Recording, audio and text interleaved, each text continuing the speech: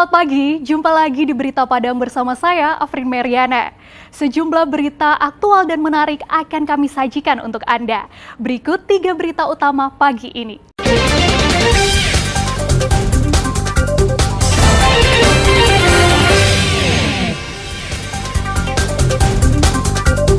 Polisi masih buru pelaku tawuran yang tebas tangan korbannya hingga putus. Residivis kasus yang sama kembali ditangkap Satres Narkoba Polres Pariaman.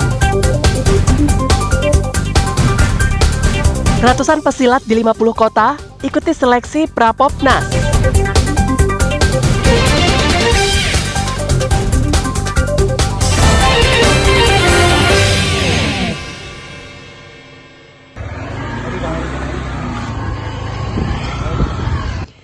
Petugas kepolisian dari Satreskrim Polresta Padang dan Polsek Lubuk Begalung masih terus memburu pelaku tawuran remaja yang menyebabkan tangan salah seorang pelaku terputus.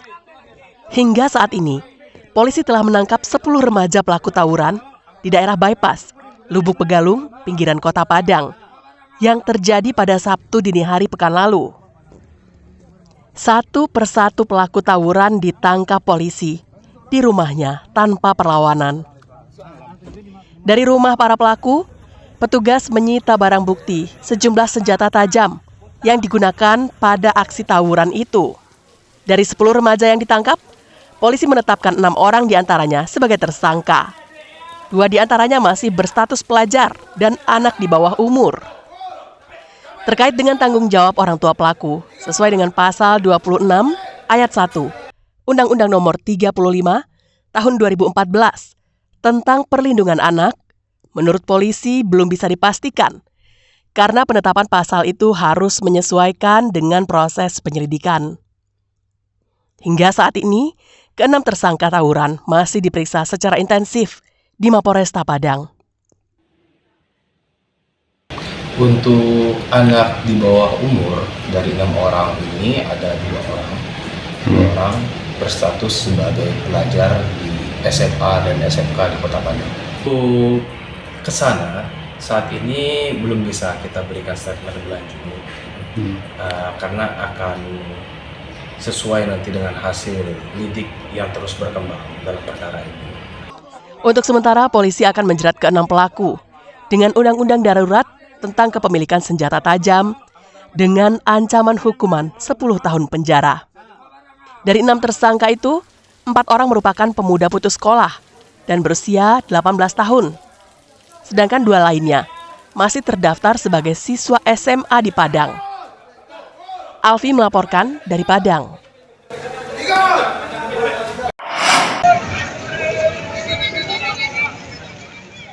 Ratusan karyawan sebuah perusahaan perkebunan kelapa sawit berunjuk rasa di depan kantor Bupati Pasaman Barat Senin siang. Mereka menuntut agar bisa bekerja seperti semula. Aksi ini sebagai dampak dari surat keputusan Bupati Pasaman Barat yang memerintahkan perusahaan perkebunan kelapa sawit tempat mereka bekerja untuk merealisasikan 20% plasma dari hak guna usaha yang dikantongi perusahaan. Akibatnya, ratusan masyarakat adat Kinali menuntut dan bertahan di perusahaan, menuntut hak plasma diberikan kepada mereka. Tak hanya itu, warga juga tidak memperbolehkan perusahaan untuk memanen kelapa sawit. Buntut dari tindakan warga itu, perusahaan justru merumahkan ratusan karyawannya, terhitung tanggal 9 Agustus 2024. Menurut salah seorang karyawan, mereka meminta pemerintah Kabupaten Pasaman Barat bisa memberikan solusi terkait persoalan yang mereka hadapi.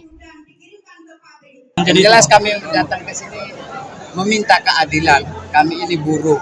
Kami untuk sementara ini, untuk pemanen kami dirumahkan, cuma dibayar 35%. Sekarang ini semuanya serba mahal. Ya. Dengan adanya dibayarkan 35% tentu tidak mencukupi. Kebutuhan kan banyak. Satu, kami meminta tolong aktivitas di perusahaan sana itu berjalan seperti biasa. Menurut manajer perusahaan, pada tahap 1, sekitar 400 karyawan dirumahkan dan diberikan 35% gaji atau Rp40.000 per hari sesuai kesepakatan. Jika belum ada solusi terkait persoalan di lapangan, maka perusahaan akan berencana merumahkan 400 orang karyawan lainnya pada tahap 2. Jadi sampai hari ini ya, jumlah karyawan PT Lin itu kurang lebih 800 orang Pak ya. Jadi sesuai dengan surat kami ke pihak pemerintah atau Disnaker, itu terhitung 9 Agustus Pak ya. Nah, dan tahap 1 ini sampai dengan 31 Agustus. Jadi sampai dengan waktu itu, kalau tidak ada solusi atau buah tidak bisa keluar, ya, akan kami lanjutkan karyawan yang dirumahkan Pak. Bahkan nanti akan ditambah lagi jumlah karyawan yang akan dirumahkan. Staf ahli Bupati Pasaman Barat yang menerima para pengunjuk rasa mengatakan semua tuntutan karyawan akan disampaikan ke Bupati Pasaman Barat. Kami siap untuk menerima Bapak Ibu. Di sini kami siap, tapi alangkah baiknya tentu apa kira-kira tolong dirumuskan. Ini yang menjadi keinginan kami dan ini yang menjadi hak kami, tuntutan kami. Silakan di lantai 2 mungkin nanti kami dampingi Bapak Ibu. Ini tuntutan kami akan kami sampaikan kepada pimpinan. Kemudian Setelah aspirasi pengunjuk rasa diterima, mereka membubarkan diri dengan tertib. Safatul Ulum melaporkan dari Pasaman Barat.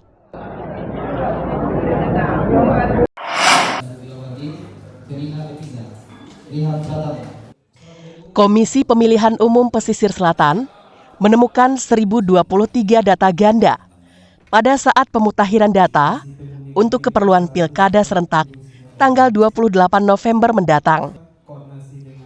Hal itu terungkap saat KPU Pesisir Selatan menggelar rapat pleno terbuka, rekapitulasi daftar pemilih hasil pemutahiran dan penetapan daftar pemilih sementara untuk Pilkada serentak yang dilaksanakan pada hari Minggu di Painan.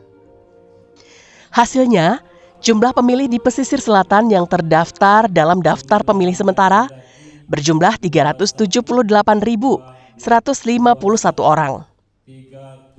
Sebelum dimutakhirkan, angkanya mencapai 379.174 orang yang tersebar di 182 nagari di 15 kecamatan yang ada di pesisir selatan. KPU juga menetapkan 1042 TPS di pesisir selatan.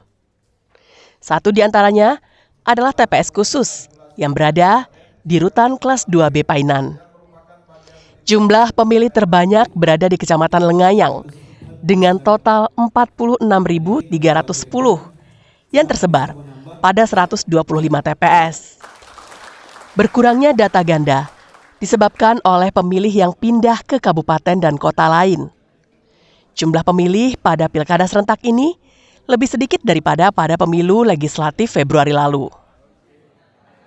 Yang jelas yang pertama, kita menetapkan jumlah TPS pada Pilkada yang akan datang itu sejumlah 1042.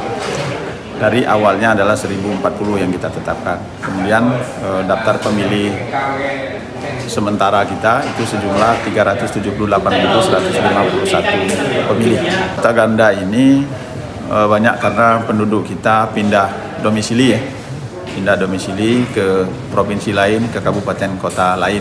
Sebelum pleno tingkat kabupaten ini dilakukan, rapat pleno terbuka juga dilakukan secara berjenjang dari tingkat PPS di kelurahan atau nagari hingga ke tingkat PPK atau kecamatan. Banta Fauzan melaporkan dari pesisir selatan.